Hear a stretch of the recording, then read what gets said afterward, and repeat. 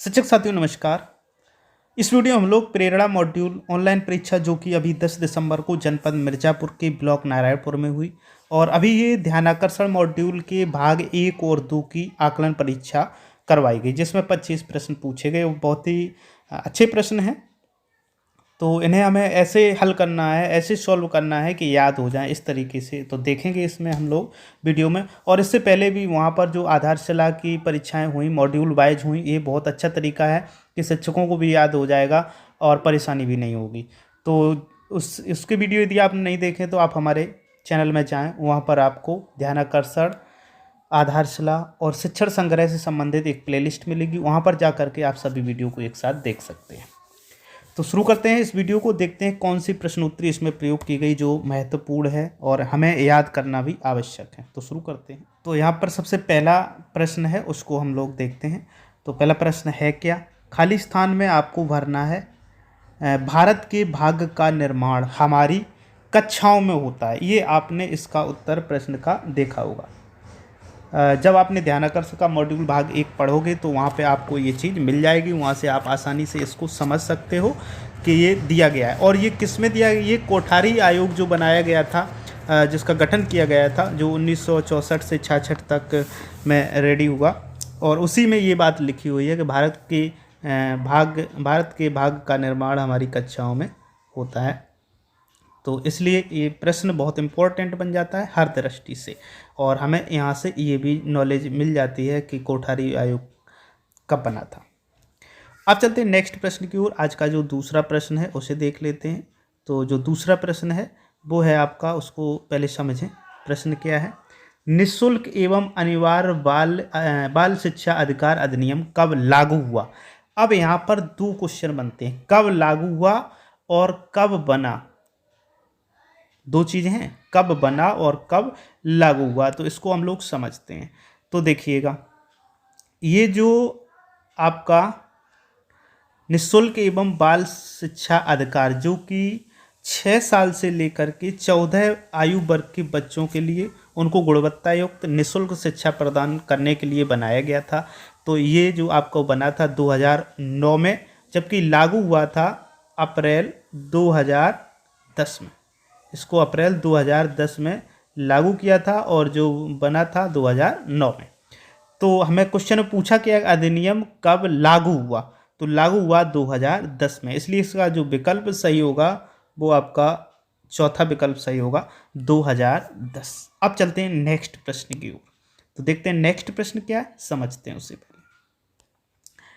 प्रश्न है, किसके सर्वे से यह विदित होता है कि अधिगम संप्राप्ति का स्तर अपेक्षा अनुरूप नहीं है? तो जब आप ये मॉड्यूल पढ़ रहे होंगे, ध्यानाकर्षण मॉड्यूल, तब आपने वहाँ पर इसे देखा होगा। तो जब आप पढ़ रहे हैं तो इसमें साफ लिखा हुआ है पेज नंबर 3 पर, ध्यानाकर्षण मॉड्यूल में, वर्तमान समय में नेशनल अचीवमेंट सर्वे यानी कि NAS एवं विभिन्न शोध अध्ययनों के आंकड़ों से यह विदित होता है कि हमारी कक्षाओं में अध्ययनरत बच्चों की अधिगम संप्राप्ति का स्तर अपेक्षा अनुरूप नहीं है। तो ये जो सही उत्तर है इसका, ये चौथा है, यानी कि NAS और विभिन्न शोध अध्ययनों में। तो इसका ये चौथा विकल्प सही है। तो NAS क्या है, फिर से एक बार देख लें, इसका फुल फॉर्म नेशनल अचीवमेंट सर्वे। अब देखते हैं नेक्स्ट प्रश्न हम लोग, चौथा प्रश्न। इसमें क्या पूछा गया है? तो जो प्रश्न नंबर 4 है उसमें है, ध्यानाकर्षण मॉड्यूल मददगार होता है। तो देखो, ध्यानाकर्षण मॉड्यूल की बात की गई है और यहाँ पर विकल्पों की बात की गई है। तो विकल्पों के आधार पर इसका जो विकल्प सही होगा वो तीसरा होगा, कक्षा 4 से 8 तक। कक्षा 4 से 8 तक के लिए ध्यानाकर्षण मॉड्यूल है। लेकिन यदि विकल्प में आपको 3 से 8 भी मिले तब भी आपका ध्यानाकर्षण मॉड्यूल ही होगा, क्योंकि जब आप ये बुक पढ़ रहे होंगे ध्यानाकर्षण मॉड्यूल की, तो इस प्रश्न के अनुसार हम देखेंगे तो तीसरा विकल्प सही है। अब चलते हैं अगले प्रश्न पर। तो अगला जो 5वां प्रश्न है उसको समझते हैं। 5वें प्रश्न में लिखा है, प्रायः बच्चे पठन पाठन में रुचि नहीं लेते हैं क्योंकि। तो जो प्रायः बच्चे रुचि लेने की यहाँ पर बात की गई है, किसकी बात की? रुचि लेने की। तो जब रुचि लेने की बात अगर आती है तो इसका जो सही उत्तर बनता है वो आपका बनता है अध्यापकों का कठोर व्यवहार। बात यहाँ पर रुचि लेने की है, बात यहाँ पर सीखने की या अधिगम की नहीं हो रही है, यहाँ पर रुचि की बात है, इसलिए इसका ये विकल्प बनता है। इसे आप ध्यानाकर्षण के पेज नंबर 4 पर नीचे देख सकते हैं। इसमें साफ लिखा हुआ है कि प्रायः देखा गया है कि बच्चे शिक्षक की कठोर व्यवहार के कारण कक्षा में हो रहे पठन पाठन में रुचि नहीं ले पाते हैं। वे डरे सहमे रहते हैं। अध्यापकों से के व्यवहार में बच्चों के प्रति सहानुभूति न होने के कारण बच्चे अपनी समस्याएं और जिज्ञासाएं व्यक्त नहीं कर पाते हैं और ना ही पाठ वो समझते हैं, लेकिन शिक्षक के यहाँ में यहाँ मिलाते रहते हैं। तो इसका जो सही विकल्प होगा वो फर्स्ट होगा। आप चलते हैं नेक्स्ट प्रश्न यानी कि 6 नंबर पर। तो जो 6 नंबर प्रश्न है उसमें है ध्यानाकर्षण की शुरुआत। तो जो ध्यानाकर्षण है हमारा, जो शुरुआत इसकी आपको करनी है वो सत्र के प्रारंभ में योजना बनाकर। इसका जो 50 दिवसीय लर्निंग प्रोग्राम होगा, जो शिविर टाइप का होगा, वो आपका 50 दिन जो सत्र के प्रारंभ होने यानी कि हम कह सकते हैं अप्रैल से लेकर जुलाई के मध्य में इसे चलाना है। तो 50 दिन का ये चलता है। अब चलते हैं नेक्स्ट प्रश्न पर। 7वां प्रश्न है लर्निंग आउटकम इस बात पर बल देता है कि। तो ये भी इम्पोर्टेंट प्रश्न बन जाता है। जो लर्निंग आउटकम की अगर हम बात करें तो सबसे पहला पॉइंट जो है, शिक्षक यह जाने कि बच्चा जिस कक्षा में है उसे उस कक्षा की क्या क्या ज्ञान होना चाहिए, ये शिक्षक जाने। क्योंकि जो शिक्षक एक्टिव शिक्षक हैं, हमारे शिक्षक बंधु हैं, जो चाहते हैं वास्तव में कि बच्चों में बदलाव हो, तो वो बच्चों के अंदर जो कमियां हैं उन्हें निकालते हैं और उन कमियों को किस प्रकार से फिर हम सही करके उन्हें पढ़ा सकते हैं उनके बारे में वो विचार करते हैं। तो इसलिए ये आवश्यक है कि शिक्षक जाने और साथ ही साथ उनके जो गार्जियन है, अभिभावक, यह जाने कि बच्चा जिस कक्षा में है उसे उस कक्षा के क्या क्या ज्ञान होना चाहिए। तो इसमें यदि हम देखें प्रश्न का जो उत्तर बनेगा जाके तो वो तीसरा बनेगा, यानी कि उपरोक्त दोनों विकल्प ये सही है। आगे एक और प्रश्न है। तो ये जो प्रश्न है वो है सामान्य कक्षा शिक्षण होता है। तो जो सामान्य, देखो कक्षाएं जो हैं दो प्रकार से होती हैं। एक तो सामान्य कक्षाएं होती हैं और एक हमारी जो होती हैं लर्निंग आउटकम आधारित कक्षाएं होती हैं, जिसमें नवाचारी गतिविधियां और आईसीटी का प्रयोग किया जाता है। लेकिन सामान्य कक्षा में क्या होता है, केवल और केवल चॉक टॉक का प्रयोग किया जाता है। तो ये है, चॉक टॉक का प्रयोग कर सकते हैं। यहाँ पर अंक आधारित जो परीक्षा है वो होती है सामान्य कक्षा में और परिणाम आधारित परीक्षा होती है। तो ये होती है आपकी सामान्य कक्षाएं। अब नेक्स्ट क्वेश्चन देखते हैं। नेक्स्ट क्वेश्चन जो है गुणात्मक एवं संख्यात्मक, इसको समझने की थोड़ी आवश्यकता है। गुणात्मक एवं संख्यात्मक अवलोकन होता है तो क्या होता है सामान्य कक्षा शिक्षण में, लर्निंग आउटकम आधारित कक्षा शिक्षण में, या दोनों में। तो देखो गुणात्मक और संख्यात्मक की यदि बात की जाए तो जो गुणात्मक और संख्यात्मक हैं वो दोनों आपके लर्निंग आउटकम आधारित कक्षा शिक्षण में होते हैं, इसलिए इसका जो सही उत्तर बनेगा वो आपका बनेगा दूसरा। अब चलते हैं नेक्स्ट प्रश्न, इनकी आज का 10वां प्रश्न। लर्निंग आउटकम बच्चों में बल देता है। तो ये हम सभी लोग जानते हैं कि लर्निंग आउटकम से तर्क बढ़ता है, चिंतनशीलता बढ़ती है और कल्पना शक्ति बढ़ती है, इसलिए जिसका जो उत्तर बनेगा वो चौथा बनेगा जाके इस उपरोक्त सभी। 11वां प्रश्न है बच्चे वर्णों एवं आमात्रिक शब्दों को उनकी सही बनावट में लिखते हैं और किस कक्षा का लर्निंग आउटकम है। तो सही बनावट में यदि बच्चे सीख जाते हैं लिखना तो वो कक्षा 1 के लिए ये होता है लर्निंग आउटकम। चलते हैं एक और प्रश्न आ जाता है। तो ये प्रश्न है बच्चे के वर्तमान अधिगम स्तर का पता लगाया जा सकता है। तो देखो वर्तमान अधिगम स्तर का अगर पता लगाने की बात की जा रही है तो उसका आकलन आप कर लें, उससे पता चल जाएगा। ठीक है, आकलन प्रपत्र से पता चल जाएगा। अब यहाँ पर क्वेश्चन स्पष्ट नहीं है कि आप कब इसका बच्चे का पता लगाए। अब वर्तमान से हम ये समझते हैं कि बच्चा जब विद्यालय के सत्र में शुरुआत में आता है तब उसका हमें लर्निंग आउटकम का पता लगाना है। तो उसके लिए आपको क्या करना होगा, उसके लिए आरंभिक परीक्षण के माध्यम से, तो आरंभिक इसमें परीक्षण करना पड़ेगा। आरंभिक परीक्षण के माध्यम से उसके वर्तमान अधिगम स्तर का हम पता लगाएंगे। और आरंभिक जो परीक्षण होता है उसमें आकलन प्रपत्र बनाया जाता है, जो कि आपको दूसरे नंबर पॉइंट पर दिया गया। आकलन प्रपत्र बनाया जाता है, उसी आधार पर इनका परीक्षण किया जाता है। अब एक और प्रश्न आ जाता है 13 नंबर। तो ये प्रश्न है आपका, आकलन प्रपत्र आरंभिक परीक्षण के लिए बनाना होगा। तो ये जो आकलन प्रपत्र की बात की गई है तो ये सभी विषयों के लिए बनाना होगा। किसके लिए बनाना है? ये सभी विषयों के लिए बनाना होगा। तो इसका जो पहला विकल्प है वो सही होगा। अब देखते हैं, आरंभिक परीक्षण में प्रश्न होना चाहिए। जब आप आरंभिक परीक्षण कर रहे होंगे तो उसमें जो प्रश्न होने चाहिए वो किस प्रकार के होने चाहिए? तो देखो, प्रश्न आपके उसमें ज्ञानात्मक भी होना चाहिए, बोधात्मक भी, अनुप्रयोगात्मक और तर्कात्मक, यानी कि सभी तरह के प्रश्न होने चाहिए। अब कितना परसेंटेज किसका होना चाहिए उसको हम लोग इसमें देख लेते हैं। तो सबसे पहले देखते हैं ज्ञानात्मक और बोधात्मक। तो 20% जो आपके प्रश्न हैं, कितने? 20% वो ज्ञानात्मक होने चाहिए और 50% बोधात्मक। अनुप्रयोगात्मक 20%, तर्कात्मक 10%। तो इस प्रकार से ये प्रश्न आकलन प्रपत्र में होने चाहिए।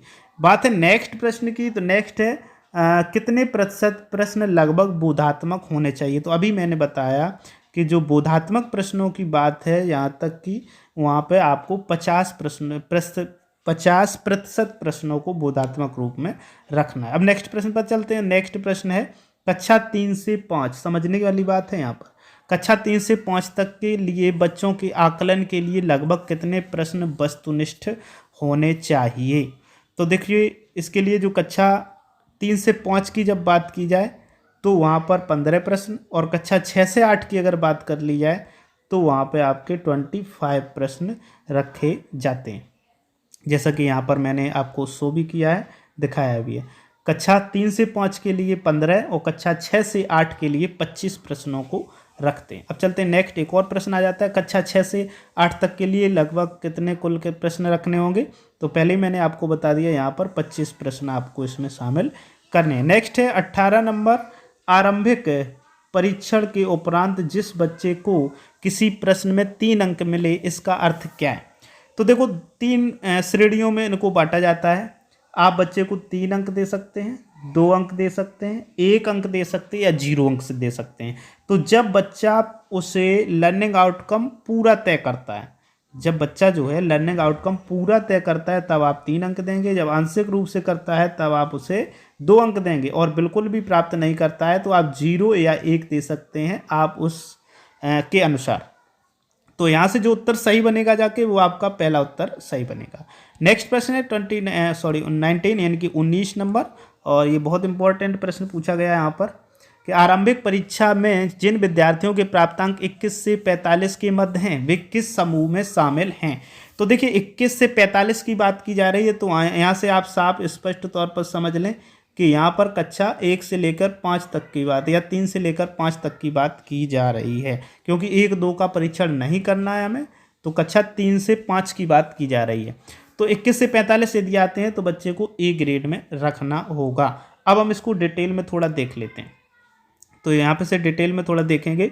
देखिए, कक्षा 3 से 5 तक की पहले बात करें, इसको समझें। सी में सबसे पहले 0 से यदि 15 अंक हैं तो उसे सी में रखेंगे। यदि 15 से 16 अंक हो जाते हैं उसके, 16 से 20 के बीच में रहता है तो बी में रखेंगे। और उसी प्रकार से यदि 20 से ऊपर यानी कि 21 से 45 के बीच में रहेगा तो उसे हम ए ग्रेड में रखेंगे। ये तो है कक्षा 3 से 5 के लिए। अब कक्षा 6 से 8 के लिए हम लोग देख लेते हैं।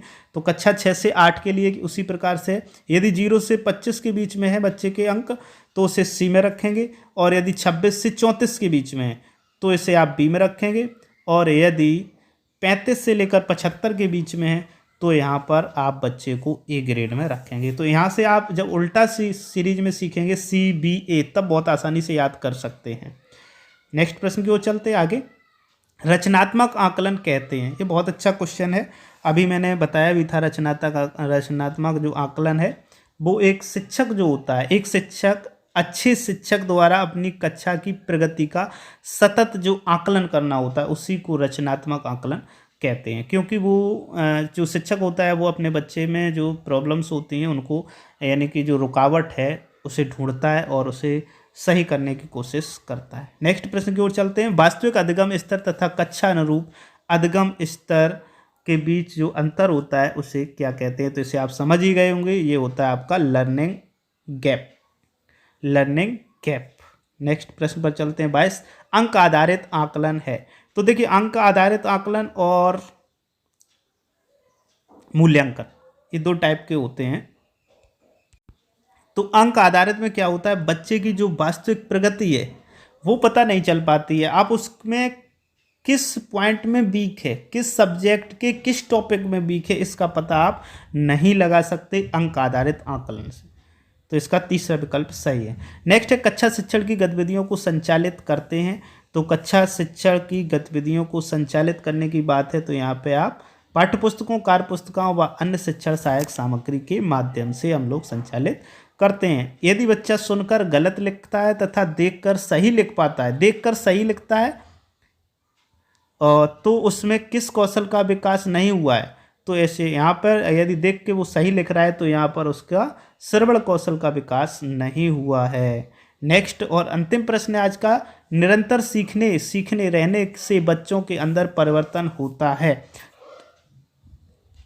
बच्चा निरंतर सीख रहा है तो उसके अंदर जो परिवर्तन होगा वो कैसा परिवर्तन होगा उसको समझना है। देखिए जब निरंतर सीख रहा है तो आत्मविश्वास भी जागृत होगा, उसका सामाजिक विकास भी होगा, उसका शिक्षण के प्रति रुचि भी जागृत होगी जब उसको सीखने में आनंद आ रहा है।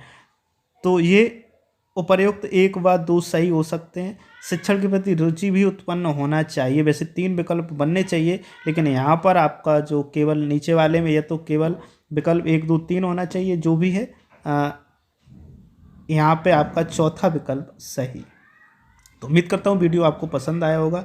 यदि वीडियो पसंद आए तो वीडियो को लाइक जरूर कर लें। साथ ही आप हमारे व्हाट्सएप और टेलीग्राम चैनल को ज्वाइन कर लें, जिनके लिंक आपको इस वीडियो के डिस्क्रिप्शन में मिल जाएंगे।